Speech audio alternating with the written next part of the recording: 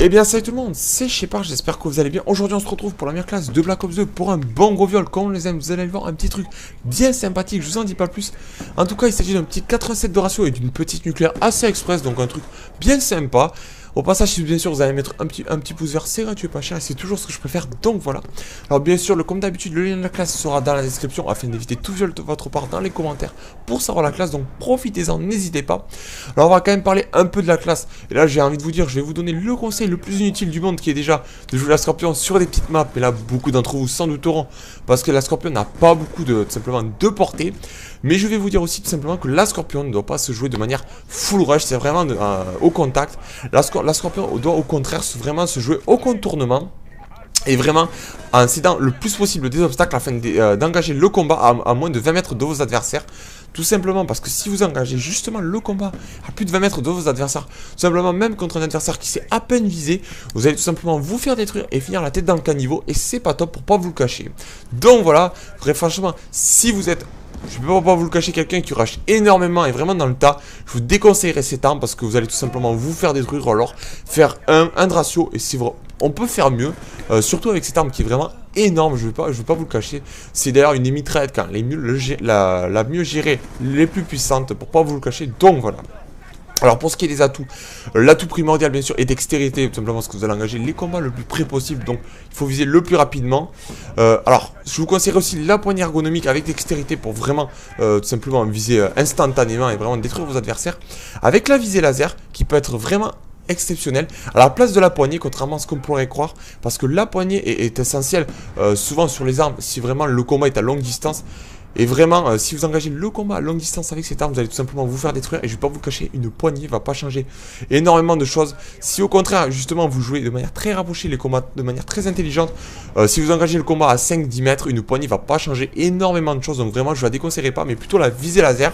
Surtout en plus de ça, si vous la couplez avec dextérité et la poignée ergonomique, vous aurez vraiment le choix pour soit tirer au gilet, soit viser très rapidement. Et là, je peux vous garantir que vos adversaires vont tous se faire détruire. Et c'est un truc vraiment sympathique. Alors par contre à l'inverse, ce qui est plutôt du chargeur, je vous conseillerais soit plutôt le chargeur double, excusez-moi, que vraiment le chargeur amélioré, parce que le chargeur amélioré n'est vraiment pas exceptionnel, parce qu'on a 10 balles en plus, et vu sa cadence on va dire extraordinaire, ce n'est vraiment pas tout simplement utile.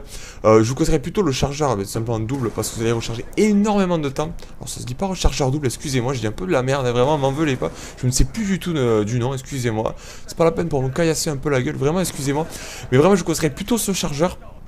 Tout simplement parce que vous tuez un ou deux adversaires, même un adversaire.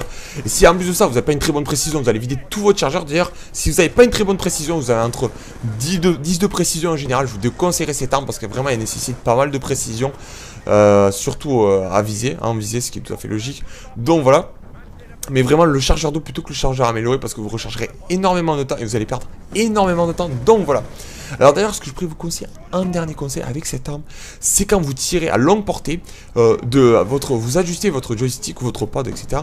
vers le bas afin que vous n'ayez plus de recul. Alors c'est très compliqué mais quand vous aurez l'habitude, vous le verrez. Comme ça votre arme vous pourrez tirer à longue portée. Sans avoir du recul. En plus de ça, si vous tirez à longue distance, n'hésitez pas plutôt à faire du coup par coup plutôt de faire un bon tir en maintenu, parce que là votre viseur va finir au ciel et vous allez tout simplement vous faire détruire. Donc voilà, n'hésitez pas. Donc je pense avoir tout dit jusque là. On va changer quand même un peu de sujet parce que bon, on va pas s'éterniser trop longtemps durant le gameplay parce que c'est pas le but de ce type de vidéo. On va parler de trucs un peu sympathiques, d'autres trucs. Je voulais vous avertir que de plus en plus, j'en ai vu en une semaine, j'ai dû en voir 4 ou 5 de hackers sur Black Ops 2. Alors à quoi s'amusent ces personnes là? Simplement vous allez le voir si vous en rencontrez des personnes invincibles sur le multijoueur de Black Ops 2. C'est pas top, je vais pas vous le cacher. On en voit de plus en plus. Alors si vous les avez avec vous, c'est pas top tout simplement déjà parce que ces mecs là, on les killstrike illimités, ils sont invincibles donc ils vous piquent tous vos kills, vous vous endormez. Et si vous avez contre vous, vous pouvez tout simplement rage quitte la partie et c'est encore moins top. Et là à part casser votre console et votre manette, il n'y a pas d'autre solution vraiment, c'est un peu dommage, c'est vraiment extrêmement dommage. Et d'ailleurs je sais pas si Treyarch va faire quelque chose, mais j'espère le plus rapidement possible puisque je vais pas vous le cacher, il y en a de plus en plus. Il s'agit tout simplement, vous regarderez les premiers mondiaux en domination hebdomadaire ou notamment en domination hebdomadaire, vous verrez beaucoup de personnes avec 200 kills pour 0 mort. D'ailleurs si vous envoyez dans les accueils, quittez-les parce que ces accueils là sont des personnes qui font tout simplement du hack. D'ailleurs souvent quand ces personnes là font du hack, ils sont en groupe, sachez-le. Et ils font du hack aussi pour tout simplement leurs coéquipiers. Parfois, vous avez des équipes qui sont tout simplement invincibles en face. Quand vous tombez contre ça, c'est pas top. Hein. Vraiment, vous avez juste envie de pleurer un bon coup. C'est vraiment pas top. Vraiment, ça vous donne envie juste de casser votre console. Donc, faites attention. Regardez bien dans les classements. Souvent, ces personnes-là, vous allez les voir dans les classements, sont niveau 10, pas plus. Mais réellement, elles sont en jeu, elles sont master. Simplement grâce au hack. Donc, voilà. Faites attention, soyez vigilants. J'espère que quand même Triarch fasse quelque chose. D'ailleurs, n'hésitez pas à les signaler parce que bon, c'est pas top de se trimballer contre ça. J'espère que voilà, Triarch fera quelque chose. Donc voilà. Qu'est-ce que je pourrais vous dire de plus? Et bien pas grand chose, j'espère en tout cas que le gameplay vous plaira.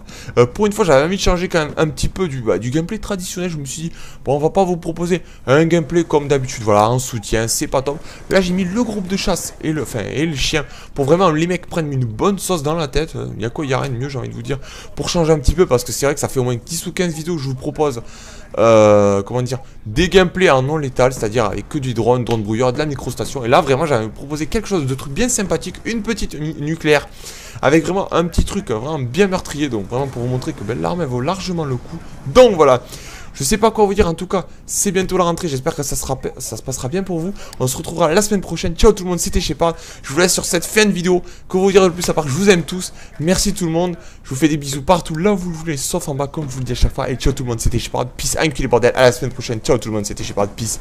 Sachez, je vous kiffe tout. Ciao tout le monde, les bordel. Peace, à la semaine prochaine. Tout le tout, ciao tout le monde. Yeah, gardez la forme, la patate, la banane, gardez tout ce que vous voulez. Allez, ciao tout le monde les gars. Les bordel. Peace, ciao tout le monde. Yeah, tout le tout, yeah.